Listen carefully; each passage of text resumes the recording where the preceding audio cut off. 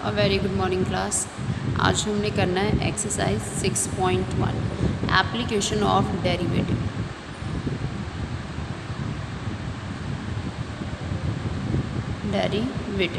ठीक है, अब जो हमने सीख लिया है अभी डेरिवेटिव कैसे करना है, उसका यूज़ कहाँ कहाँ होता है। ठीक है, तो बहुत इसका वाइल्ड यूज़ है, बहुत ज़्यादा। तो एक एक करके हम डिस्कस करेंगे। आज जो हम करेंगे वो ये यूज़ होगा, rate of change of one quantity with respect to other to determine rate of change of quantities. ठीक है, अगर हमें ये पूछा जाए कि भाई क्या चीज़ किसके रिस्पेक्ट में कितना चेंज हो रही है, तो उसके लिए डेरिवेटिव यूज़ करते हैं। जैसे कि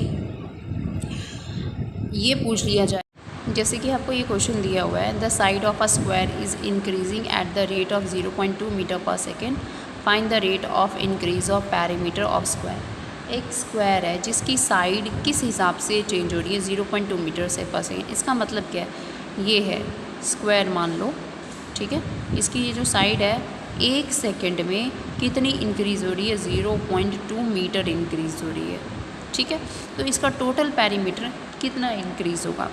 ठीक है, हम ये जो dy/dx लगाते हैं ना, तो उसका मतलब ये होता है कि अगर आप x में 1 यूनिट का चेंज करें तो y में कितना चेंज आ रहा है। ठीक है, दिस इज़ द चेंज, इसको चेंज भी बोलते हैं कि x में चेंज करने पे y में कितना चेंज आ रहा है। यहाँ पे ये बोल रहे हैं कि ये जो चीज़ है ना, साइड, इसको साइड आप मान के चलो, साइड आपको कितनी दी है, x दी है। x जो है, अगर आप 1 सेकेंड में कितनी चेंज हो रही है, 0.2 मीटर की चेंज आ रही है इसमें। ठीक है, यानी कि साइड किस हिसाब से चेंज हो रही है, with respect to time. 1 second में चेंज हो रही है ना, तो टाइम के रिस्पेक्ट में चेंज हो रही है। कितनी चेंज हो रही है, 0.2 मीटर पर सेकेंड। 1 सेकेंड में 0.2 मीटर चेंज हो रही है। अब हमें बताना है कि इसका पैरीमीटर किस हिसाब से चेंज होगा। पैरीमीटर ऑफ स्क्वायर क्या है, पैरीमीटर ऑफ स्क्वायर क्या होता है, 4x। ठीक है, अगर इसकी साइड x है तो पैरीमीटर 4x हो जाएगा। तो हमें इसका जो पैरीमीटर है वो चेंज किस हिसाब से हो रहा है, विद रिस्पेक्ट टू, यहाँ पे find the rate of change of perimeter of square. यहाँ पे simple rate of change of increase of perimeter of square लिखा है, किसके रिस्पेक्ट में, तो आप टाइम के रिस्पेक्ट में करोगे। ठीक है, अब आपके पास यहाँ पे क्या दिया है, p की वैल्यू क्या, 4x डिवाइडेड बाई t है। ठीक है, जब आप इसको सॉल्व करोगे तो 4 कॉमन निकल जाएगा, ये dx/dt बचेगा। ठीक है, और dx/dt आपको ऑलरेडी दिया हुआ है, क्या है, 0.2, यानी ये आ जाएगा 0.8 metre per second. This will be your answer. अगर आप ये 1 सेकेंड में 0.2 मीटर इंक्रीज़ कर रहा है, ठीक है, तो पूरा का पूरा पैरामीटर 0.8 मीटर इंक्रीज़ करेगा। 0.2 इधर इंक्रीज़ होगा, 0.2 इधर इंक्रीज़ होगा, 0.2 इधर, 0.2 ऑल ओवर कितना इंक्रीज़ हो जाएगा, चारों साइड 0.8 की इंक्रीमेंट हो जाएगी। देखो इस क्वेश्चन में क्या दिया आपको, एक कर्व है, y is equal to 5x minus 2x की क्यूब।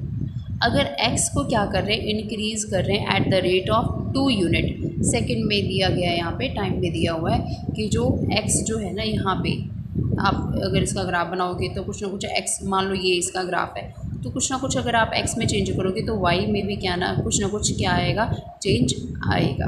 तो ये बोल रहे हैं कि जो x किस हिसाब से चेंज हो रहा है, 2 यूनिट के हिसाब से चेंज हो रहा है। तो dx/dt सेकेंड लिखा हुआ है ना, तो किस हिसाब से x चेंज हो रहा है, टाइम के अकॉर्डिंग चेंज हो रहा है।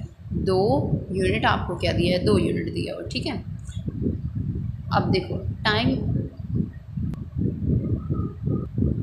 2 यूनिट पर सेकेंड, मतलब 1 सेकेंड में कितनी चेंज आ रही है, उसके x में 2 यूनिट का। अब मीटर है, सेंटीमीटर, ये नहीं कुछ बताया हुआ, तो हमने सिंपल इसको यूनिट लिख लिया। उसके बाद क्या बोल रहा है, how fast slope of curve. Slope of curve क्या होता है बेटा, देखो स्लोप ऑफ कर्व, किसी भी कर्व का स्लोप क्या होगा, मान लो ये इस, आपको याद है आपने जब स्लोप लाइन का स्लोप पढ़ा है, आपने ये पढ़ा है कि ये आपके पास x1 होता है, ये y1 होता है, ये x2 होता है, ये y2 होता है।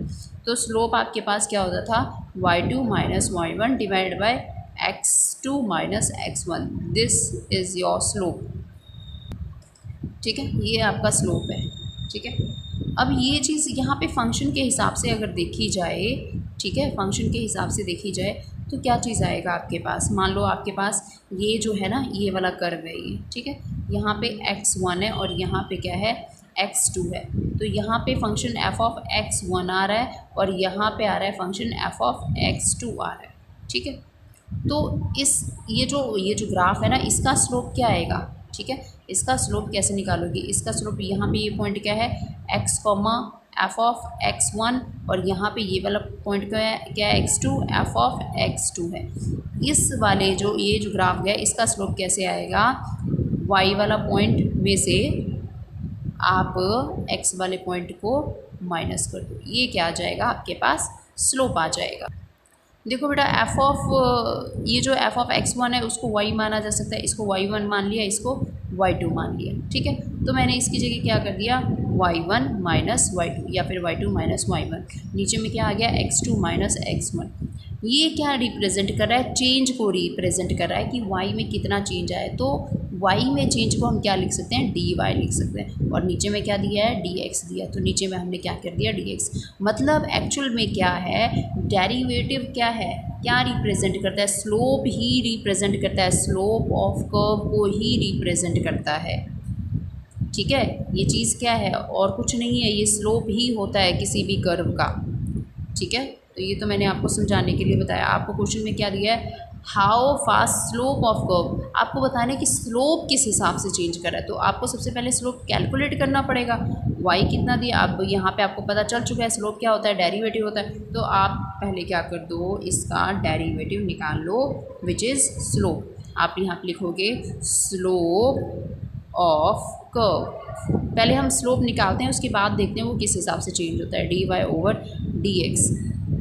x के रिस्पेक्ट में देखना है, तो यहाँ पे 5 आ जाएगा और यहाँ पे 6x की स्क्वायर आ जाएगी। ठीक है, ये आपके पास आ गया स्लोप ऑफ कर्व। लेकिन वो ये जानना चाहते हैं कि ये जो स्लोप है ना, वो किस हिसाब से चेंज हो रही है, हाउ फास्ट, किस हिसाब से। अगर हमें चेंज कैलकुलेट करना है तो उसका क्या करना पड़ता है, डेरिवेटिव, यानी फिर से इसका हमें डेरिवेटिव करना पड़ेगा। ये चेक करने के लिए कि स्लोप का रेट क्या है, आप लिखोगे rate of slope, rate of slope, slope किस हिसाब से चेंज हो रही है, उसके लिए हमें स्लोप का क्या करना पड़ेगा, डेरिवेटिव। और आपको विद रिस्पेक्ट टू, यहाँ पे टाइम के रिस्पेक्ट में रेट चेक कर रहे हैं। ठीक है, तो टाइम के रिस्पेक्ट में क्या करेंगे, चेक करेंगे।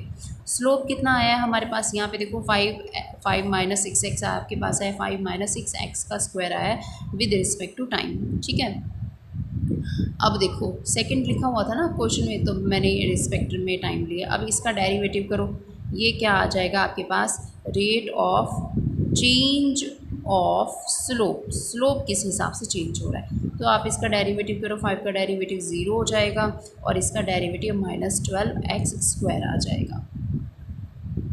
But further derivative dx over dt, क्योंकि टाइम के रिस्पेक्ट में हम चेक कर रहे हैं ना, तो आपके पास कितना आ गया, minus 12x dx over dt। आपको याद होगा वो हमें 2 यूनिट दिया हुआ था शुरुआत में, तो ये माइनस 24x आ गया। Rate of change of slope, rate of dx over dt dx over dt, ये आपके पास स्लोप है, ये चीज़ आपके पास स्लोप है और ये उसका रेट।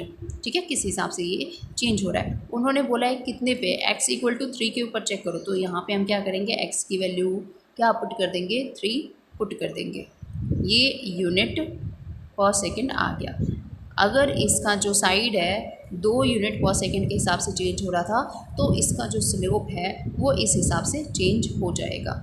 रेट स्लोप इस हिसाब से चेंज हो रहा है। अगर सिर्फ स्लोप बोलता तो हम इसका फर्स्ट ऑर्डर डेरिवेटिव करके छोड़ देते। कभी भी किसी का भी चेंज निकालना हो तो आप क्या कर दो, उसका डेरिवेटिव। यहाँ पे स्लोप का डेरिवेटिव बोला था, तो ये चीज़ है आपके पास स्लोप, मैंने उसका फिर फर्दर डेरिवेटिव कर दिया। किस पॉइंट पे, x इक्वल टू 3 के ऊपर, तो 3 के ऊपर हमने क्या कर दिया, इसका डेरिवेटिव कर दिया।